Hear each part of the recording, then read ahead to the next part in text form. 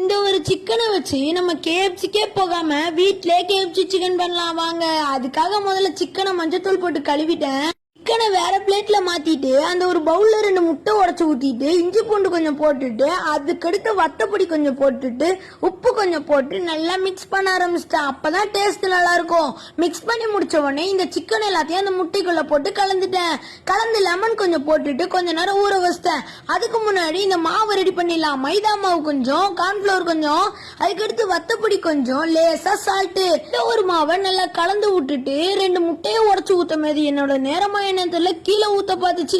வத்தப்பொடியும் உப்பு போட்டு நல்லா கலந்துட்டேன். ஸ்டவ் ஆன் பண்ணி அதுல எண்ணெயை ஊத்திட்டு அந்த ஒரு சிக்கன் அந்த மாவுல நல்லா டிப் பண்ணிட்டு அதுக்கடுத்து அந்த முட்டையிலையும் நல்லா டிப் பண்ணிட்டு செகண்ட் ஒன்னு இன்னொரு கோட்டிங் கொடுத்த அந்த மாவுல கோட்டிங் கொடுத்து முடிச்ச உடனே அப்படியே எண்ணெய்க்குள்ள போட்ட நல்லா பொறின்னு பொரிச்ச உடனே அப்படியே அழகா வெளியே எடுத்து தட்டுல வச்சேங்க.